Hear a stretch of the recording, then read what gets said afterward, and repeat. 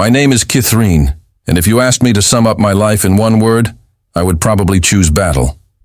Every single day feels like a fight, against bills, against loneliness, against judgmental eyes, and against the constant ache of being both a mother and a father to my daughter. I never planned for my life to turn out this way, yet here I am, standing at the crossroads of survival and despair, holding on only because I refused to let my little girl grow up thinking her mother was weak. That night, the house was silent except for the faint hum of the refrigerator in the kitchen. My daughter had finally drifted to sleep after a long day at school and a rushed dinner. She had curled into herself, hugging her worn-out teddy bear as if it were her best friend in the world. The sight of her always filled me with both love and guilt. Love because she was my world. Guilt because I constantly questioned whether I was enough for her. I sat at the edge of my bed, my back against the cracked wall, the dull yellow light of the table lamp spilling over the stack of papers in front of me. Bills. Always bills. Electricity overdue. Rent pending. School fee notices. And tucked between them, like a silent weight pressing against my chest, was the ultrasound report of the baby I was carrying. My second child.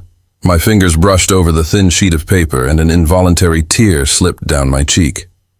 That little black and white image was my anchor and my storm, a reminder of the mistakes I made, but also of the reason I kept going. My son, still growing inside me, hadn't even taken his first breath, but I already knew I would give my life for him. The vibration of my phone startled me. I jumped slightly, blinking away the tears. An unknown number glowed on the screen. Normally, I never answered calls from strangers, especially at night. But something in me, maybe fatigue, maybe distraction, made me swipe the green button. "Hello?"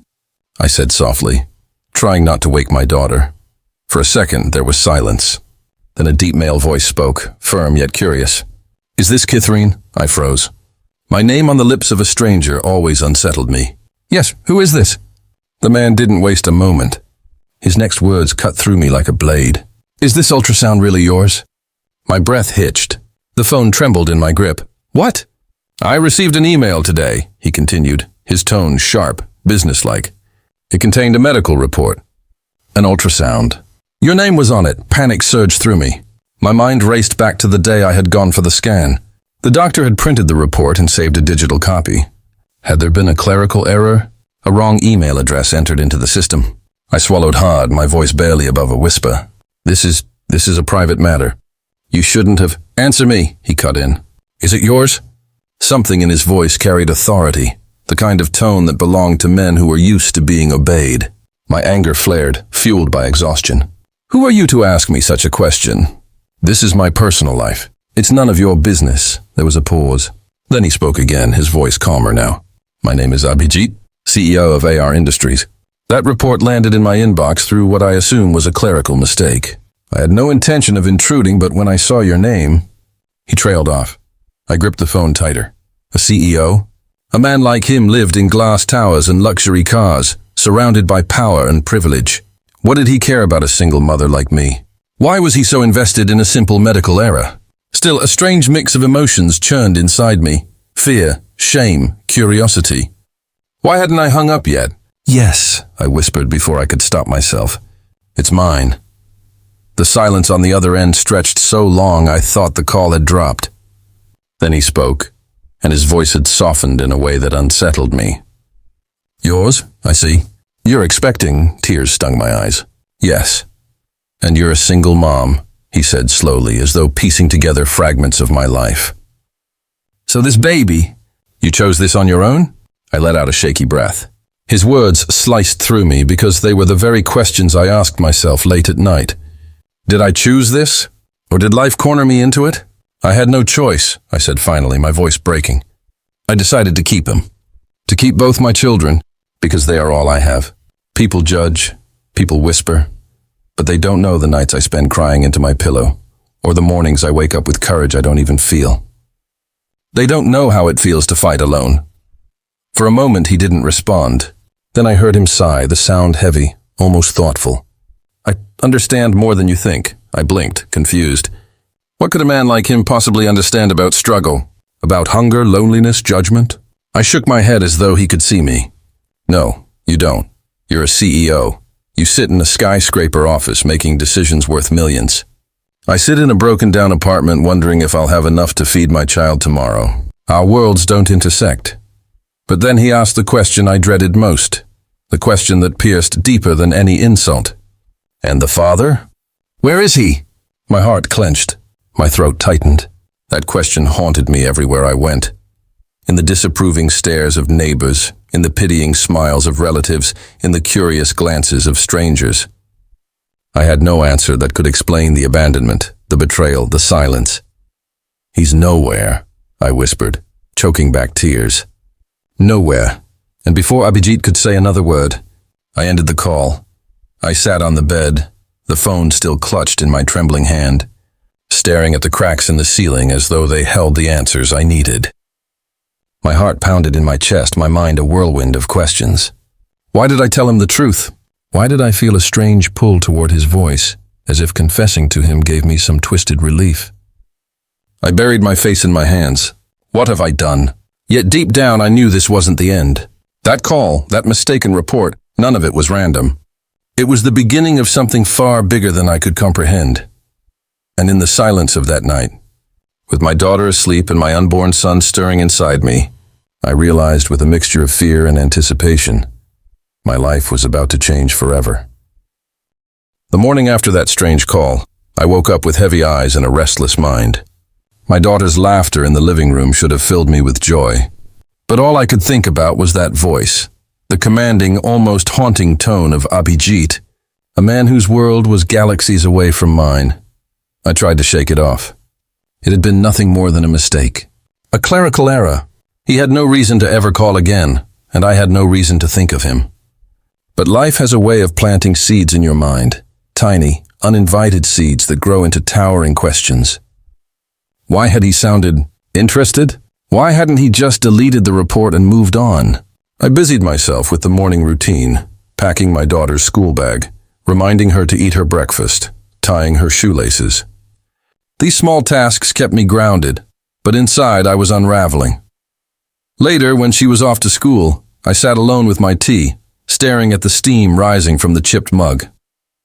The phone lay on the table like a ticking bomb. I told myself I wouldn't answer if he called again. I told myself I didn't care. But when the screen lit up with his number, my heart betrayed me. I let it ring twice before I picked up. This is a bad time. His voice was calm, careful.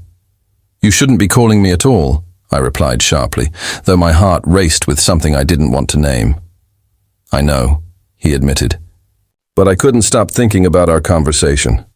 About you, I laughed bitterly. You don't even know me. Maybe not, he said, pausing.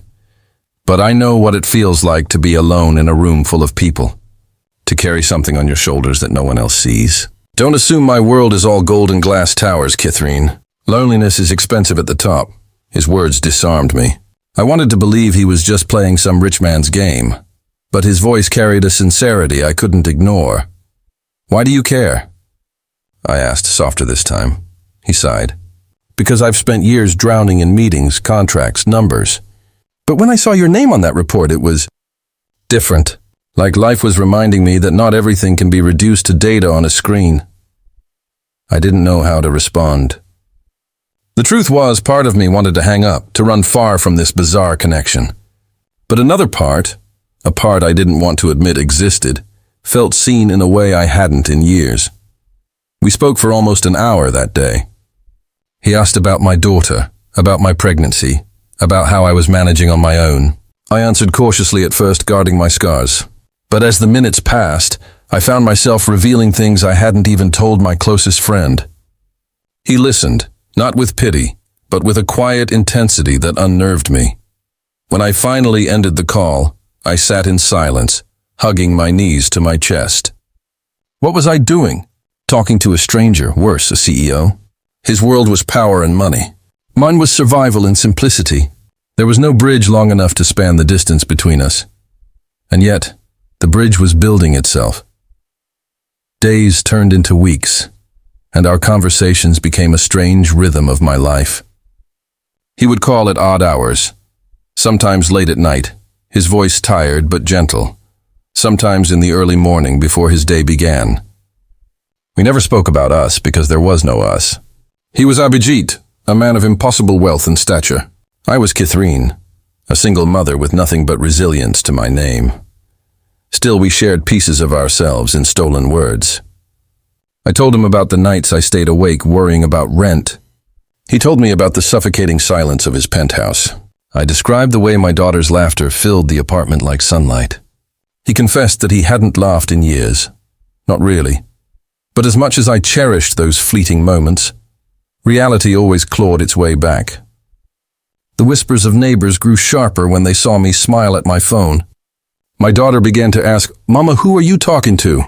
And worst of all, my own heart betrayed me. I found myself waiting for his calls, hearing his voice in my head even when I was alone.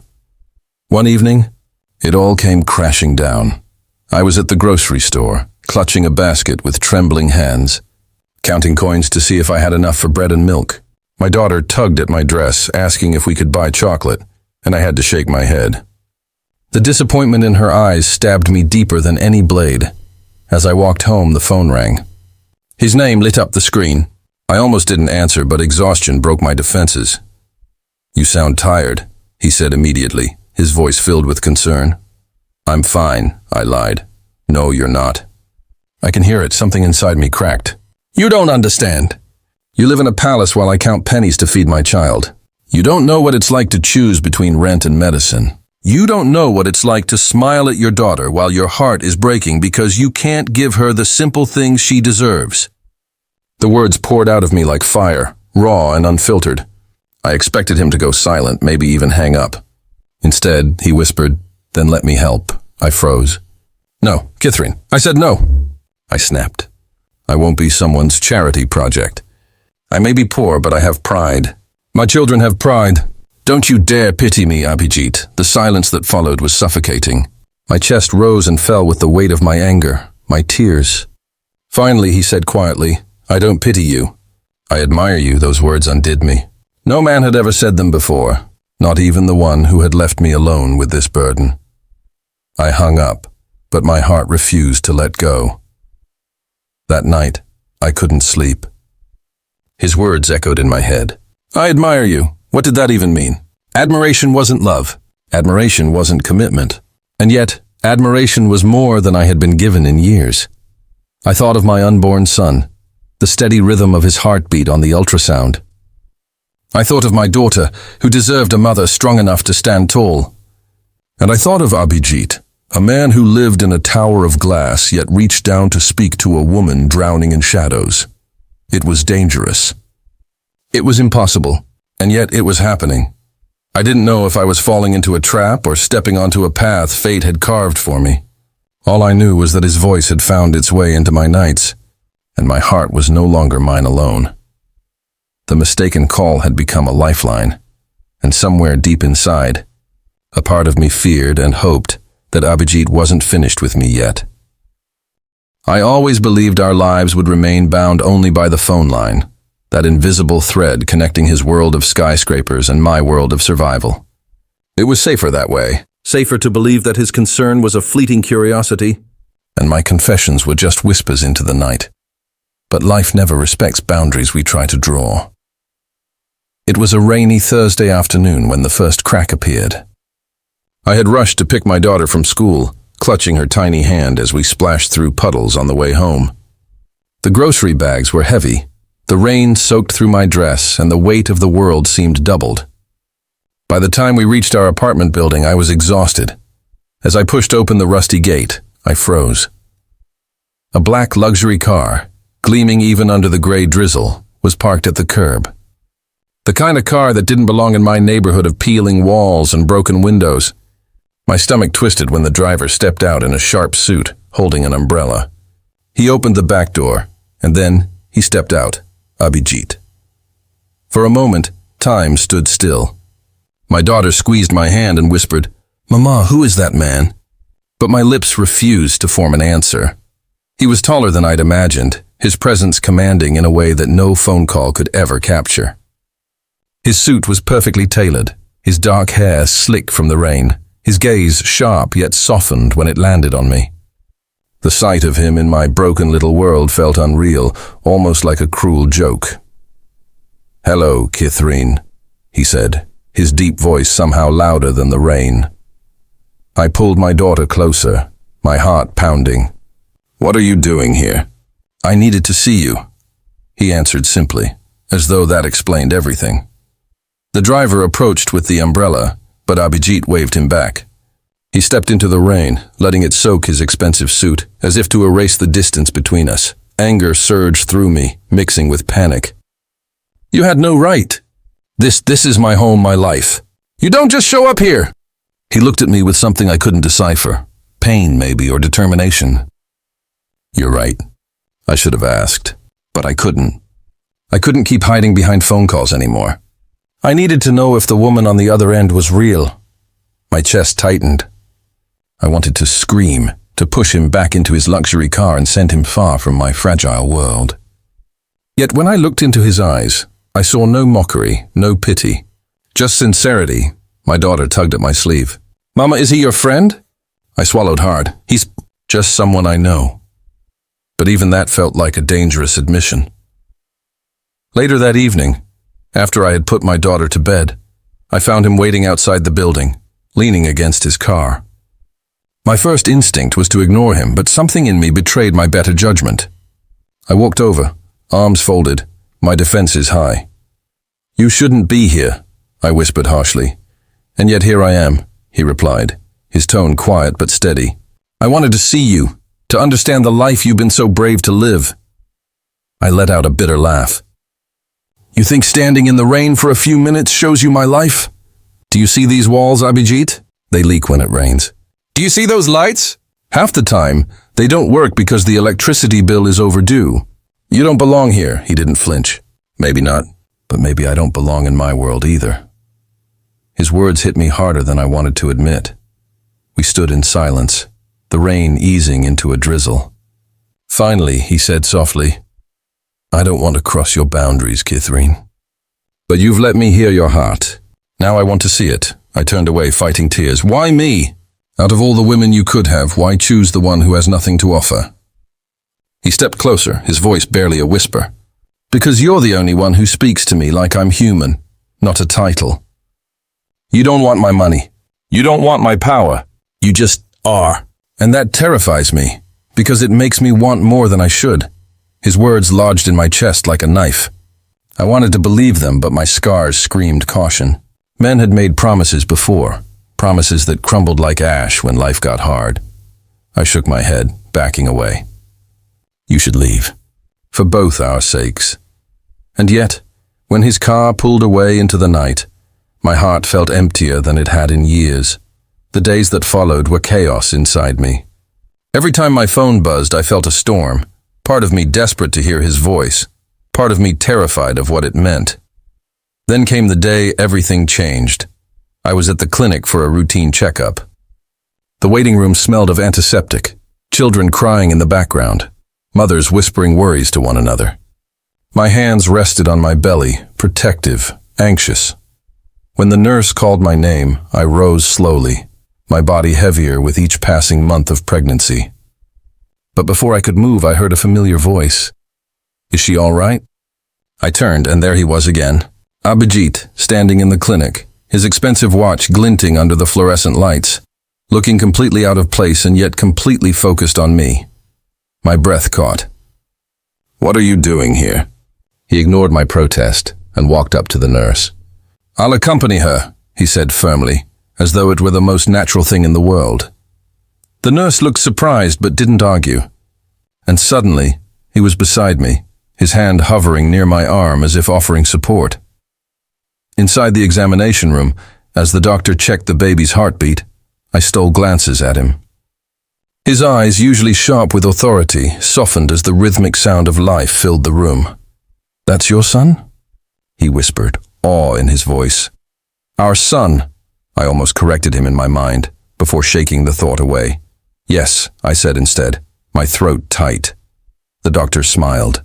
"Strong heartbeat. He's healthy." Relief flooded me, but it was the look on Abhijeet's face that left me undone. For a man who probably signed contracts worth millions without blinking, His eyes glistened like a child hearing a miracle. When we left the clinic, he walked beside me in silence, his hand steadying me as I navigated the uneven pavement. At the car, he finally spoke. "You don't have to do this alone." I froze. "I've done it alone this far. I'll survive." "I don't want you to just survive," he said, his voice breaking with an intensity I hadn't heard before.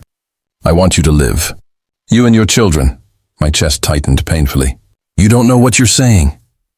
"Maybe I don't," he admitted. "But I know what I feel." The air between us grew heavy, charged with something neither of us dared name. I turned away, clutching my belly protectively. "Feelings fade, Abhijeet. Reality doesn't. And reality is, I'm a single mother with 2 children, and you're a CEO with a world waiting for you. This, whatever this is, it can't last." But even as I spoke the words, a part of me longed for them to be false.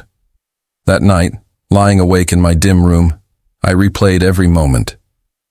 The way he looked at the ultrasound screen, the way his hand hovered near mine, steady and warm, the way he said, "I want you to live," dangerous words. Dangerous man. And yet, as I placed my hand over my belly, I couldn't help but wonder if fate had chosen Abhijeet to be more than just a mistaken caller. Maybe he was meant to be part of my story. Maybe he was meant to change it forever. The days after the clinic blurred into a haze of confusion. My heart felt like it was being pulled in 2 directions, one toward safety, the other toward danger. Abhijeet had stepped into places no one else dared to, and that terrified me.